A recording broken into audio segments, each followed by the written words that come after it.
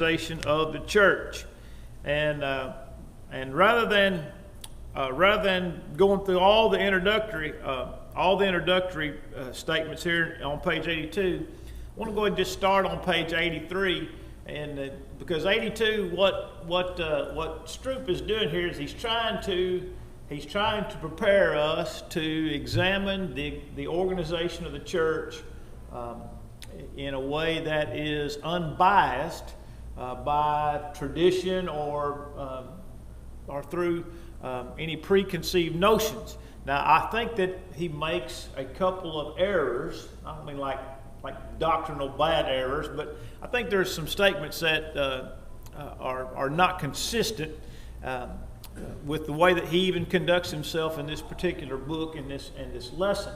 And I'll point those out as we make our way through. But I want us to think about the organization of the church.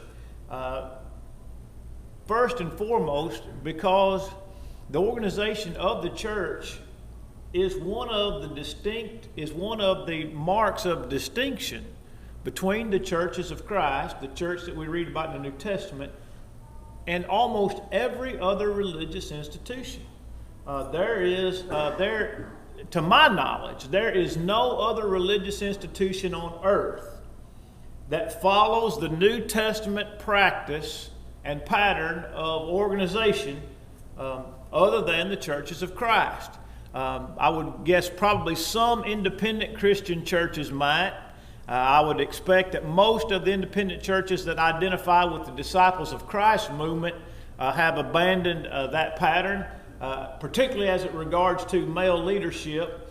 But when we read about how the church was organized in the New Testament, and then we look around at the religious landscape, we can see that the vast majority of the religious world has abandoned church organization, the New Testament plan. And just by way of example, I've read this article a number of times, and I believe it may have been Devers, D-E-V-E-R-S, who is a fairly conservative Baptist scholar. If I've identified the right person with this account, but the account can be found online, that there was a gathering at one of the Baptist seminaries in New Orleans. I believe it was in New Orleans. And in that particular gathering was a discussion of church organization. And this man was arguing for the New Testament pattern for church organization at a Baptist convention or conference. And by the way, that article, when I read it, inspired me to look, and there are some Baptist churches that have elders ordained in them. Now, I don't know if that means that the elders have the rule in the local church, or if the so-called pastor has the rule, but there are some. But the thing that struck me the most was that after he made a presentation of the biblical view for church organization, that some of them agreed that what he said was right, but they rejected it based on this one thing alone. Said, if we, and I'll just paraphrase it, and like I said, you can read the article or I'll find it for you and you can read it just so that you'll know I'm faithfully and accurately representing the sentiment. That said, they admitted that what he said was right. But if we embrace this, we lose our Baptist distinction, or our Baptist distinctfulness. In other words, we won't be the Baptists that we've always been if we follow God's plan for church organization. And we'd rather be that than what the New Testament says. And so I just thought, what a terrible attitude. I'd rather be what I am and what I've always been than to be what I admit the New Testament teaches. And that is a sad commentary on the individual that. By the way, it was just one individual that said that, but it just church organization is important because God gave us, by inspiration, a plan to organize local congregation. and gave us no plan other than one for the universal church organization. And we'll look at it in the introductory part of this lesson. But I believe that church organization is vitally, vitally important. And I think that churches that lack it obviously are lacking according to the Scriptures. Because Paul said to Titus, he said, set in order those things that are lacking and appoint elders. That are lacking and appoint elders. And so churches are to have elders. And we'll see from the very outset of this lesson that's been a very important part of God's plan for the church. And then having said that, when you look at the situation as we have it here at Burleson. Now, Walter, you told me one time you wanted to serve as an elder until you were how old? About 76, and I'm already past that. He said he wanted to serve. I was thinking the number was either 70 or 75, and you said that when you were appointed you wanted to serve until that age, and now what? Well, I'll be 79 at the end of this year. Be 79 at the end of this year. All right, so Walter's already served longer than he intended to serve. All right, now, what happens if Walter decides he's going to get out at 79 or 80? There needs to be somebody willing to take over. That's right. There's got to be somebody willing to take over, because if Walter steps down, what do we got? You ain't got elders, you got a elder. You have, that's right. You don't have an eldership, you have an elder, and that's not God's plan. All right, and so I would expect that that's one reason Walter's continuing to serve, is to maintain an eldership in this congregation. But as we already said, there's Walter, I'm not wishing ill on you, all right, by saying this, but there's but a step between us and death, and you done had a heart attack. I mean, we're just stating facts, and so if something were to happen and Walter's health took a downturn, what would we do? What would we do? What? You'd have to appoint another one. But the question is what? Who's qualified? Everybody agrees. No, everybody agrees. Ain't got nothing to do with it. Who's qualified? Now, Linda, you are right in that sense. That elders need to be approved. I think elders need to be approved by the local congregation. But who qualifies is the first thing. Who's qualified is the first thing. And by the way, and Linda, in connection with what you said, if a man's qualified, I think most people here would approve. Correct? Because if for some reason the church didn't approve, then there would be either some qualification missing or some character flaw that would disqualify the individual. So, Linda, you are right, but you're right in number 2, not in number 1. All right. So, but who is qualified? And so if you look, I mean, we could be in a bind. And the reason I mention that is because you have situations where congregations have to function without elders. Is there an age? No, there's no age. Let me put it this way, Jimmy. Walter's 80, and I don't see nobody else here that old.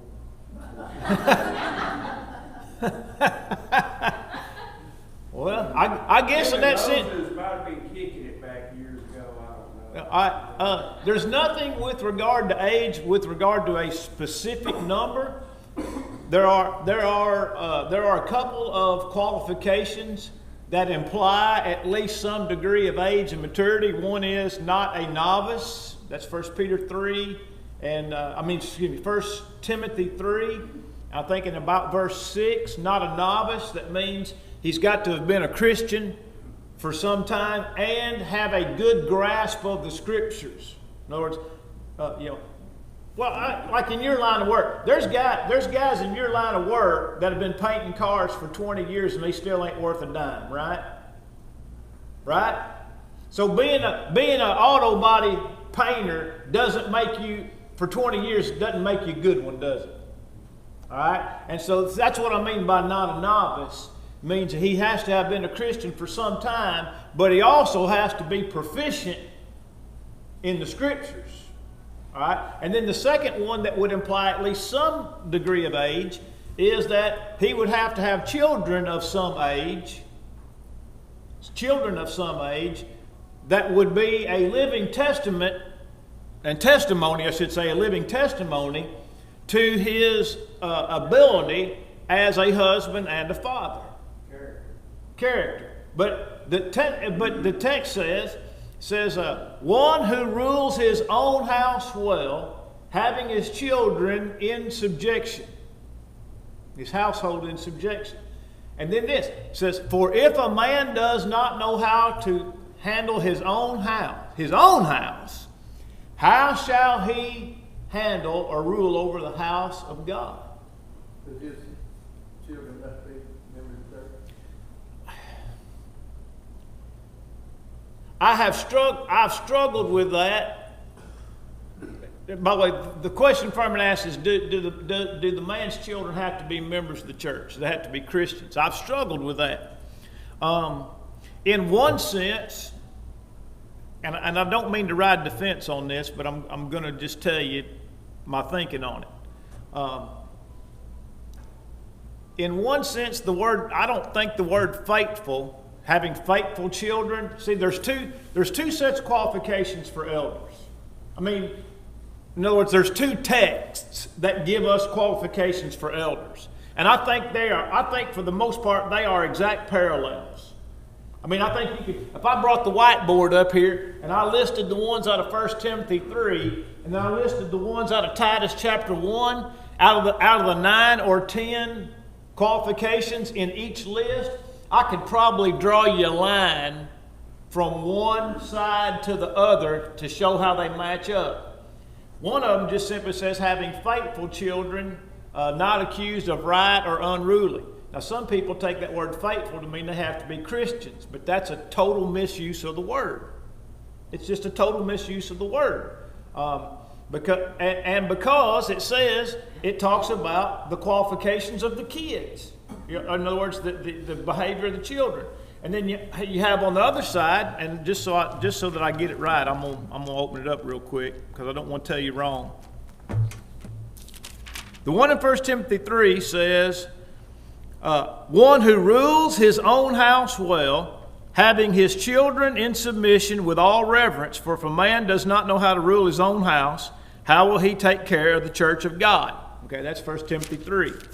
Titus says, having faithful children, not accused of riot or insubordination. Faithful children. Now, some have taken that word faithful to mean that Christian is implied. But if you compare the two lists, there's nothing in Timothy's list that demands that, right? And if they're parallel the way I think they are, it means that they're faithful to their father. All right, and so in that sense, I don't think the text demands that a man's children be Christians. But children, does that mean? No, children don't mean nothing. Just means you gotta have one. Don't mean more than one. But from the practical side, you would think that it would make sense for a man's children to be Christians, right? Because what? Unless they were young children.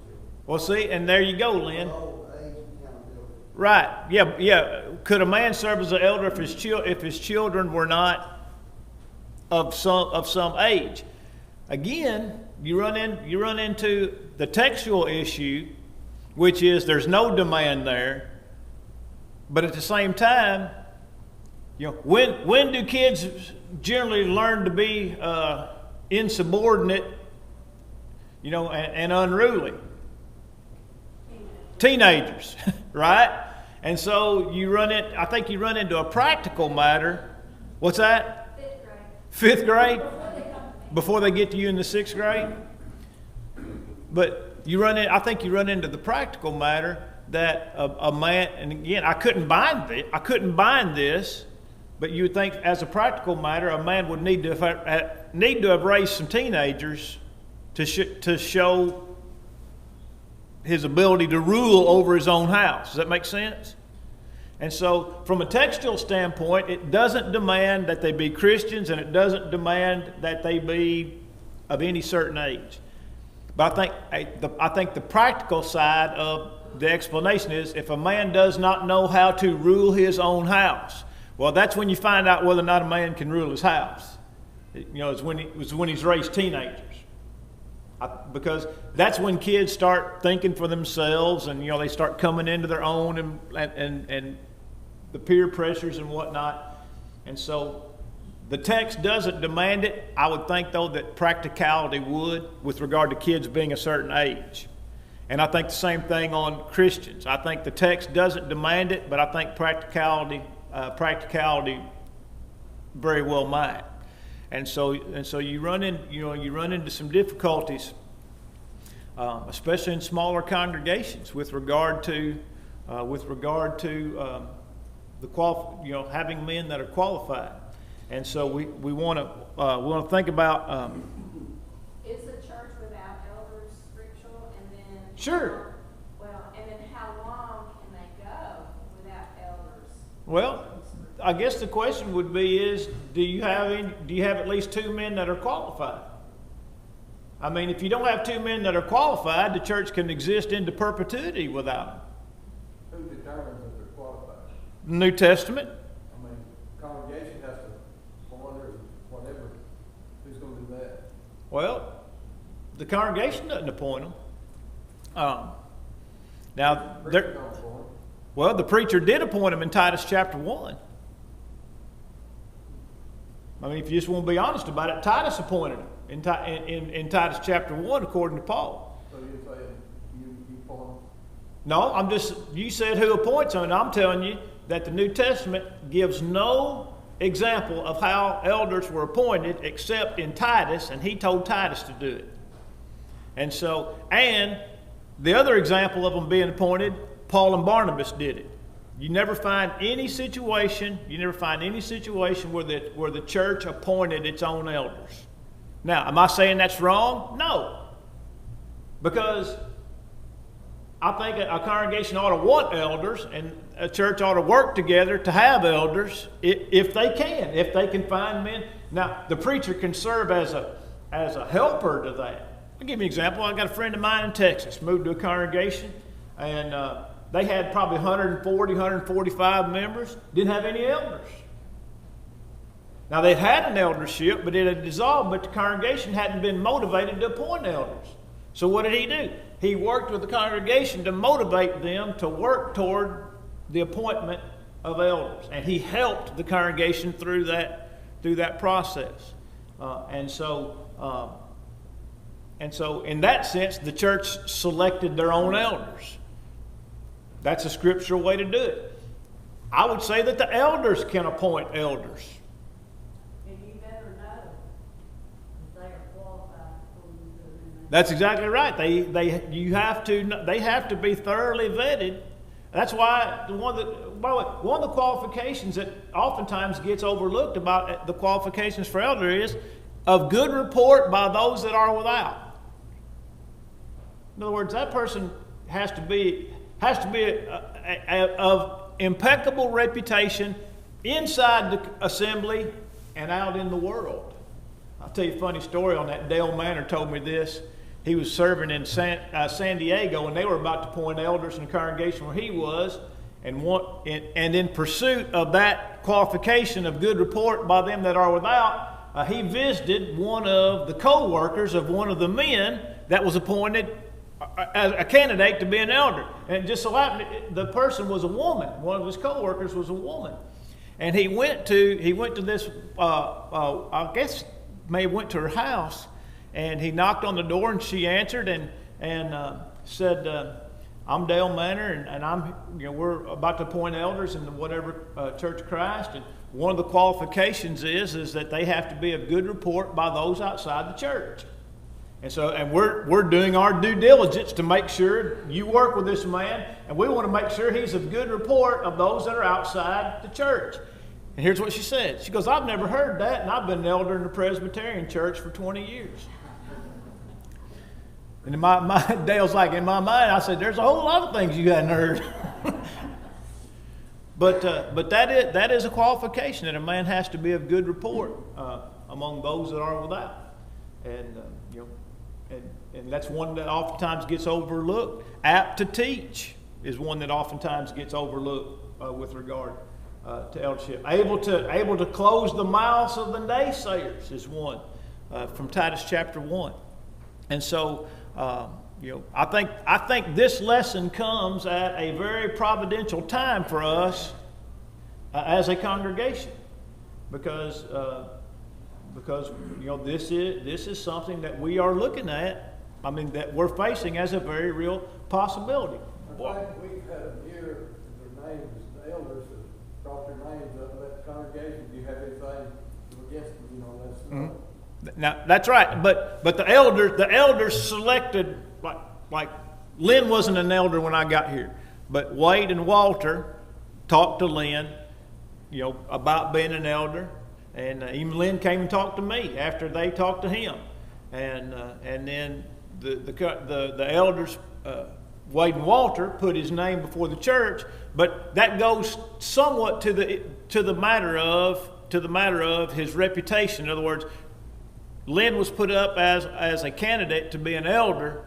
Now, then it's on the responsibility of the church to say, all right, each individual, does Lynn meet these qualifications? 1 Timothy 3, Titus chapter 1. And if there's some way that he doesn't, we need to know. In other words, there may be something that you know that we don't. Okay, and so but the elders selected Lynn. Wade and Walter selected Lynn. And then Lynn was approached about his willingness to serve. And then once he indicated a willingness to serve, then he was brought before the congregation. Now, that kind of draws in Acts chapter 6, which is not an eldership appointment matter, but it does show the involvement of the congregation in selecting those that are going to have leadership roles. And so... but let me ask this without even getting into this lesson. Again, Walter, I'm not wishing any ill on you, okay? But what would happen if Walter's health took a downturn and he, just by way of reason of health, needed to get out? What would be the plan? Make it work. Get something. What would you do in the interim? All right, if you have deacons, and we have 3 deacons. Obviously, it's not a permanent solution. By the way, y'all, I've given this a whole lot of thought in the last two years. A whole lot of thought.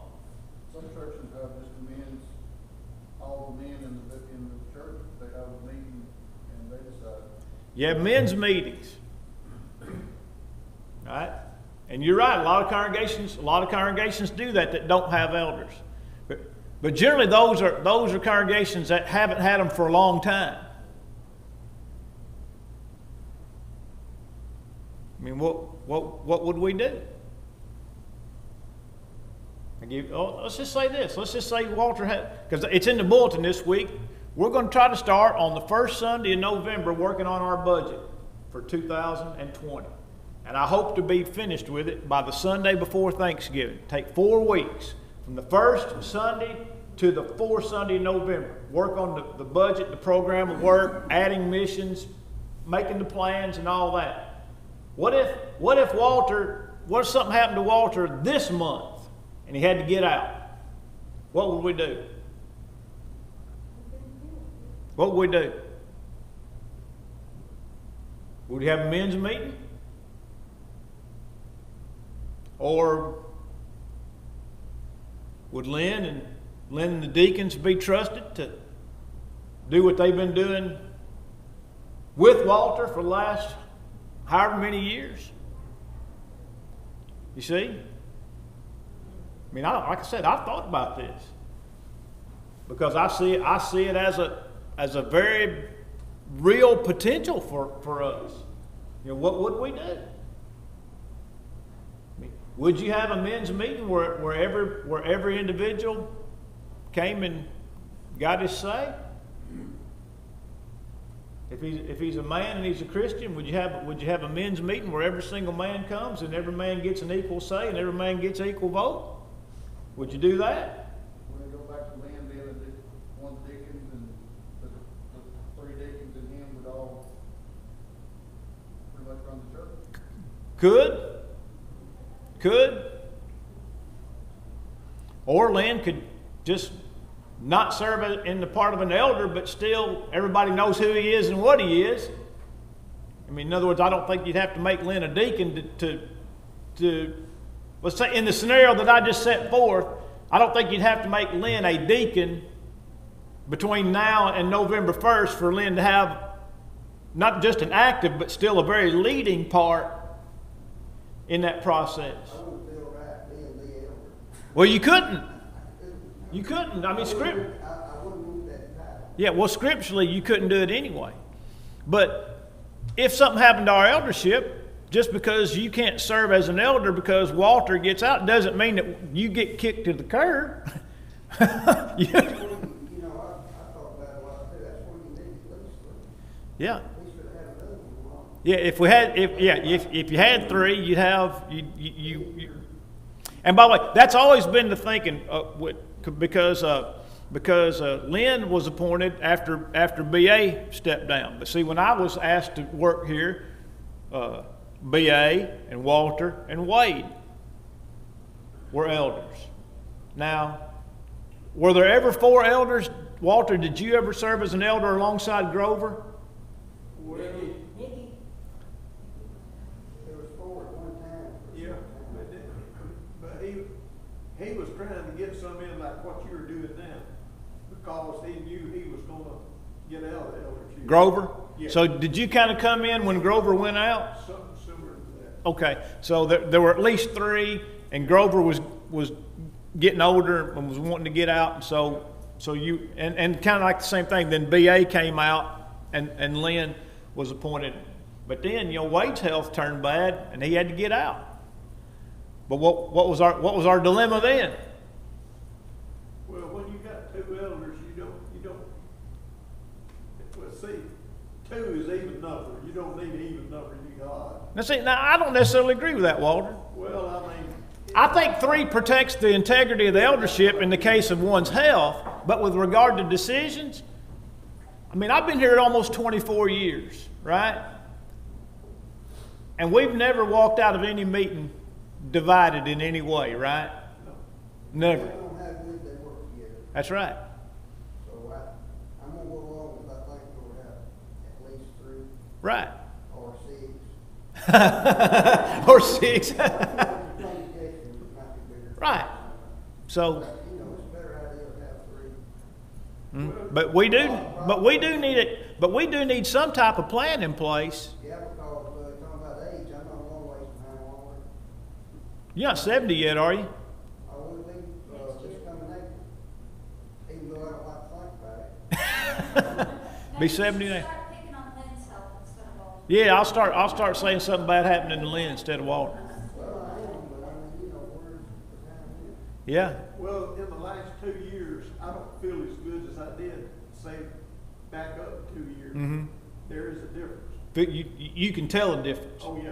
And another thing, you get older, you don't think it's quick. Maybe you don't, you know, the world's changing, technology's changing. You might, I mean, you know, I'm stuck in the old school class, so Mhm. some of this new stuff comes along. Yeah. We need some younger guys that to come on and be, you know, for the future. Right. Well, So- I brought up some names, nothing has happened, and maybe he'll take it, but nobody asked me. Well, I'm not getting into elder appointment today. I'm just saying we need to be thinking about our situation moving forward, because we are in a situation that's it's tenuous. Like I said, like Walter and Lynn said, when you have two, anything can happen. And if you don't have at least two, then you don't have any. There's no such thing as having one. And so there's just some things that we need to be thinking about our situation with regard to the eldership. And also, if you pick for your deacons, that's going to cause them more there, so you're going to need some people to step up to that position. the whole thing. That's right. The whole thing needs to. It all works together. Mm-hmm. But let me throw this at y'all, and I want you to think about this very seriously.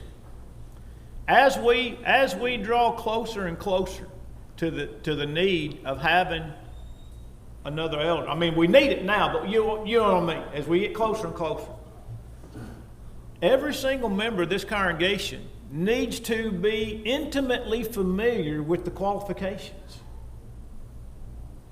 Intimately familiar with the qualifications.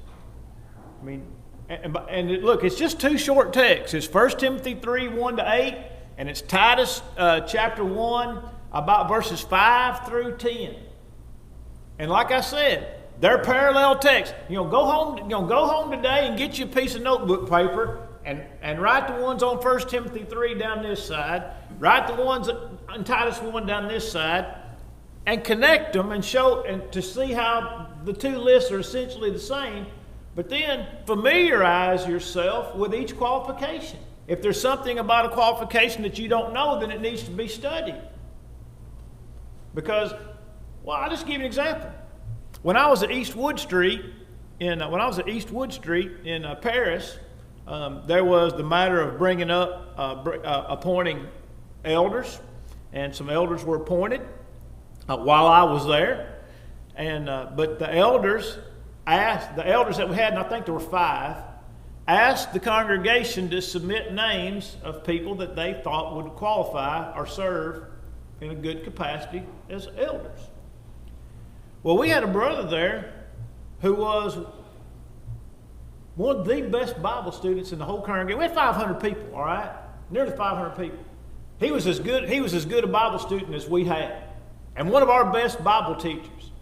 And a bunch of people put his name down to serve as an elder. But there was one giant problem. He wasn't married. Never had been married. And didn't have any kids. So what am I saying? He couldn't be one. There was no way he could be one. But people still put his name down to serve it. But so what does that tell you about the people that wrote his name down? They didn't know what the qualifications were. And so it's incumbent upon every one of us to know these qualifications so that when that time comes, if there are men qualified, we know who they are. And everybody knows who they are. All right, now, having said that, I'm going to give you the opening line here on page 83 from this lesson. And I don't want you to take this the wrong way. It is true, but I don't think it teaches or I don't think it's as impactful as Stroop believes it is. So in the first full paragraph where the word is first, they're on page 83. Let us recall the fact that at no place in the Bible record is there given a fully detailed description of the organization of the church. And that statement is true. In other words, there's no one place in the Bible that sets forth exactly how the church is to be organized in a singular text. All right? But here's the first thing I thought. Is it then impossible for us to know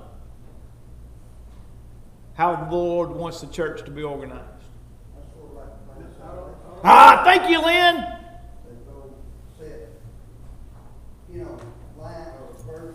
That is exactly right. And that is exactly where I was going with this.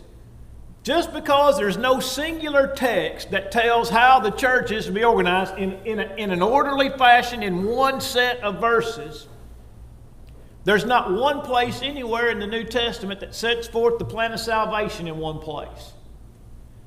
And so how do we gather that, Lynn? You got to read and study the whole thing. And when you read and study the whole thing with regard to the plan of salvation, can you come up with the plan? Sure you can. And by the way, even the very nature of those steps tells us not only what the plan is, but the order, right? I mean, we can know that you can't repent unless you have faith. Is that correct? By the way, a lot of our religious friends teach that repentance comes before faith. But just the very nature of repentance says you got to have faith first. And you know that you wouldn't confess until you repented. And then confession is made unto salvation, and baptism is for the remission of sins and salvation. So just the very nature of the plan itself, not only we can find it, it lays itself out for us in a logical and reasonable order. When we like I said, when we read the whole thing. Same thing for the plan of the church. Now, I want you to spend some time looking at this lesson, but I don't want you to be overly disturbed by some of the takes. We'll deal with these.